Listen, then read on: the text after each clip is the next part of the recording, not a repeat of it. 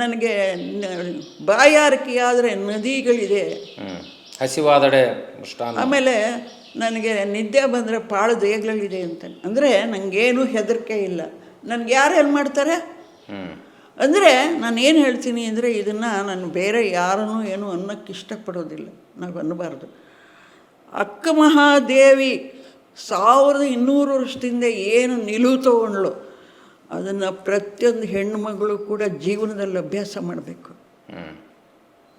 ಪ್ರತಿಯೊಬ್ಬ ತಾಯಿ ತನ್ನ ಮಗಳಿಗೆ ಅಕ್ಕಮಹಾದೇವಿ ಹೀಗಿದ್ಲು ಅಂತ ಪಾಠ ಹೇಳಬೇಕು. ಏನಂತೀರಿ ಅಂತ ನನ್ನ ಅನಿಸಿಕೆ. ಹೇಳಬೇಕು, ಆತ್ಮವಿಶ್ವಾಸ, ಯಾಕೆಂದರೆ ಧೈರ್ಯ.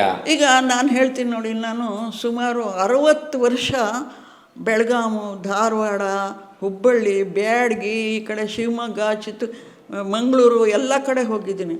ನನಗೆ ಯಾವತ್ತೂ ಎಲ್ಲೂ ಏನೂ ತೊಂದರೆ ಆಗಿಲ್ಲಪ್ಪ.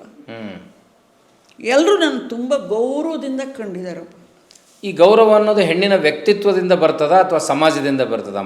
ಅದು ಹೇಗೆ ಅಂದರೆ ನಾವು ಆ ಥರ ನಡ್ಕೊಳ್ಬೇಕು, ನಮ್ಮಲ್ಲಿ ಅಂಥ ಗುಣಗಳನ್ನ ಬೆಳೆಸ್ಕೊಳ್ಬೇಕು ನಾವು, ಆ ಸಾತ್ವಿಕತೆಯನ್ನು. ಹೌದು. ಅಂದರೆ ಮಹಿಳೆಯನ್ನು ಸಮಾಜ ಅಗೌರವದಿಂದ ಕಾಣ್ತದೆ, ತೊಂದರೆ ಕೊಡ್ತದೆ ಅನ್ನೋ ಮಾತು ಎಷ್ಟು ಮಟ್ಟಿಗೆ ಸರಿ, ಯಾಕೆ? ಅದು ನನಗೆ ಗೊತ್ತಿಲ್ಲಪ್ಪ. ಯಾಕೆಂದರೆ ನನಗಂತೂ ನಾನು ಅಷ್ಟು ಸುಮಾರು 60 ವರ್ಷ ನಾನು ಎಲ್ಲ ಕಡೆ ಓಡಾಡಿದ್ದೀನಿ, ನನಗೆ ಯಾವತ್ತೂ ಅಂಥ ಅನುಭವ ಏನೂ ಆಗಿಲ್ಲ ನನಗೆ.